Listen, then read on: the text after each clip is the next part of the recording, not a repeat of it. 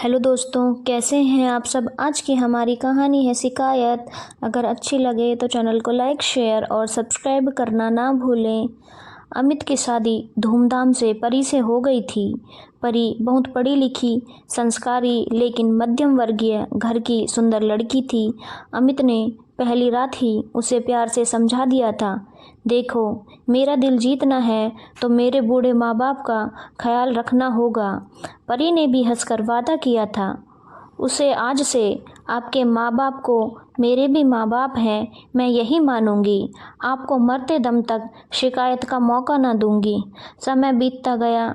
परी के ससुर तो परी के किए को समझते थे, पर सास हमेशा उसकी हर बात पर शक करती, उसे कुछ न कुछ कहती रहती, जिससे उसे बहुत दुख होता। पर वो प्रतिज्ञाबद्ध थी अपने पति से कि ये सब खुद हैंडल करके दिखाएगी। उसे लगता वो अपनी अच्छाई से सास का दिल जीत ही लेगी। एक दिन उसने सास ससुर को कहते हुए सुना, क्यों जी, तुम्हें नहीं लगता ये बहू जब से आई है दूध का स्वाद कम हो गया है। लगता है हम लोगों को ज़्यादा पानी मिला कर देती है दूध। डूब मरे ये आजकल की पढ़ी लिखी लड़कियां। अमित से भी कुछ कहना बेकार है, वो सुनता ही नहीं। जादूगर है परी जो मेरे बेटे को वश में कर लिया। परी ने चुपचाप सुना और अगले दिन से ही बहाना बनाकर दूध का भगोना सास ससुर के कमरे में ही रखवा दिया और उनके सामने ही पलटती सबके लिए। ससुर हंसते हुए बोलो, चलो तुम्हारी समस्या खुद ही दूर हो गई।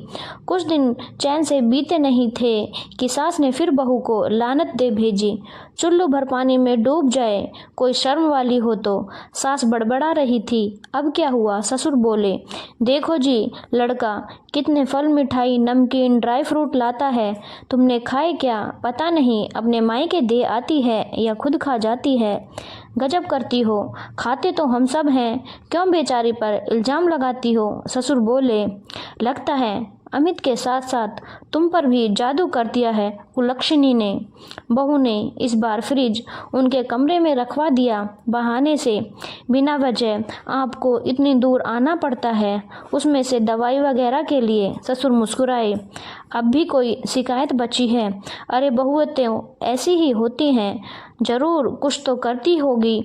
वो तो अमित का डर है ना, तो अपना असली रंग दिखाए ये हमें। बुरा सा मुंह बनाते हुए वो बोली, खबरदार अब एक भी शब्द और बोला तो। परी के ससुर चिल्लाए, डूब तो तुम्हें मरना चाहिए चुल्लू भर पानी में। रेखा जी मत भूलिए, आप भी कभी बहू थी, स्त्री होकर एक स्त्री की व्यथा नहीं समझती। धिक्कार है आप पर। मैं चुप रहा शुरू में कि आप सास हैं, थोड़े बहुत नखरे तो दिखाएंगी ही, फिर शांत हो जाएंगी, पर आपका तो यही चरित्र है। आप भी एक बेटी की माँ हैं, अगर उसकी सास आपकी तरह संगदिल हो तो बहू है वो तो कुछ ऐसा ही करेगी। क्या मतलब है इस बात का।